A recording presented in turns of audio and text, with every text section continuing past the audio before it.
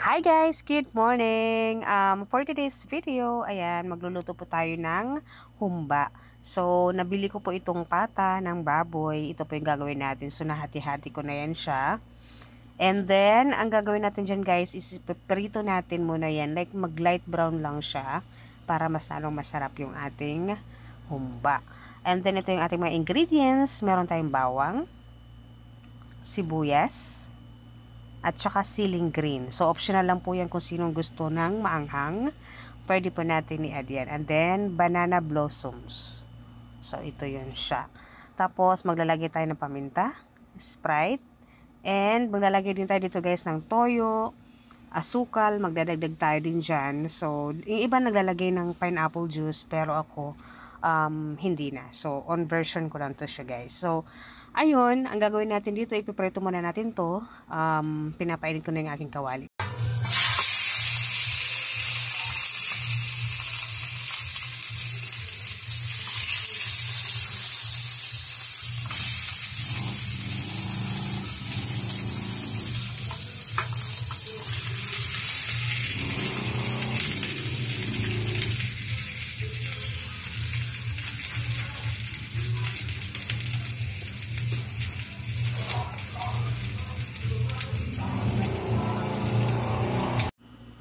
So guys, update, ayan, i-flip na natin yung ating mga karne. So first batch pa lang to siya guys. So, first time ko to siyang lutuin. So, titingnan ko kung masarap ba o hindi. So, on version ko lang to siya guys. Mostly talaga yung iba naglalagay talaga ng pineapple juice. Pero, try natin kung itong version na to, na Sprite lang ilalagay natin. Kung malasa din ba siya or may kulang. Okay yan. So, okay na yan. Basta maprito lang siya. Ayan. Kahit hindi nyo lang sa brown. So, hanguin na natin naman. Meron tayo mga bibisan.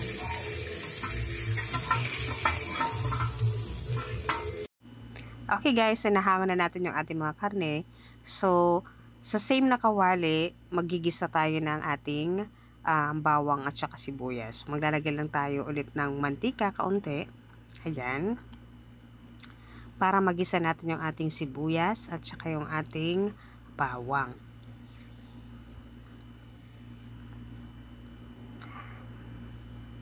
Ayan. So, ipapa golden brown lang din natin to. And then, babalik na natin yung karne.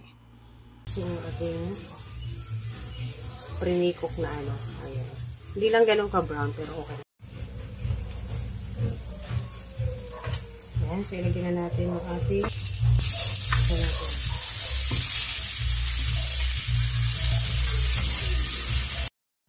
okay. So, nabalik na natin yung ating mga karne. Halo-haluin lang natin. Mekos-mekos. And then, after nyan, guys, maglalagay tayo ng paminta. More paminta, more happiness. Mas masarap kasi talaga pag maraming paminta. So, ayan, halo-haluin muna natin para maging even po yung atin pong pagkakagisa ng ating karne. So, ayan, titimplahan na natin yan. Ayan, paminta, durog, or kahit yung ano tawag nito, yung pino, pwede naman. Kung ano yung choice natin, pwede naman, guys. So, ayan. Tapos, maglalagay din ako dyan ng kaunting asin para at least manuot na yung lasa or magkaroon na ng lasa yung ating karne. So, ayan siya, guys. So, ano lang yan? Tansya-tansya lang yan. Tapos, maglalagay na rin ako dito ng toyo. Tansya-tansya lang din yan. Walang sukat-sukat itong ating pagluluto. So, depende lang to sa aking panlasa. So, ayan. Kaunting toyo lang yun. Tapos, ihahalo-halo din natin yan para maging even po yung lasa po ng ating karne. And then, after nyan guys, maglalagay tayo dyan ng tubig para palambutin yung ating karne.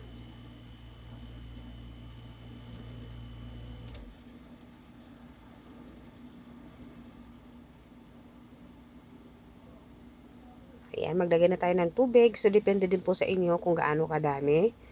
So, ako maglalagay ako dito ng parang mga 3 to 4 cups ng tubig para lumambot ng maigi yung ating karne.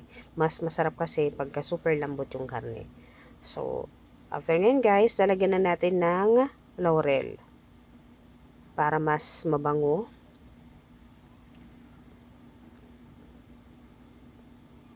And then, pagkalagay po ng ating laurel, tatakpan lang natin and then antayin po natin na lumambot yung ating karne. Okay?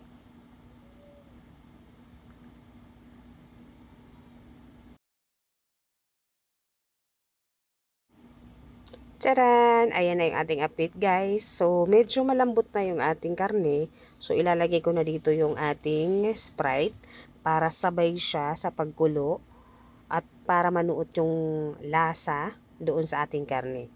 So, ilalagay natin yung ating Sprite. Ayan. Tapos, isasabay ko na rin dito yung ating banana blossom. At maglalagay lang ako dito ng isang chocolate. Ayan.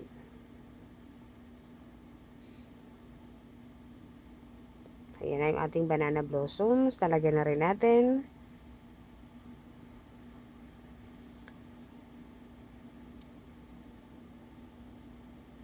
Pagkatapos, tatakpan lang din natin yan.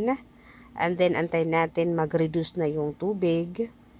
Lumiit na yung kanyang sabaw. Ayan. Tapos, naglagay din ako dito ng isang scoop lang ng ating asukal. So, depende po yun sa panlasa po natin. Kung gusto po natin ng sobrang tamis or saktong tamis lang. Depende po. So, ayan. So, hayaan po natin to sa ano lang, low fire lang natin siya ilalagay yung ating kalan para mas lalong lumambot yung ating karne. Okay?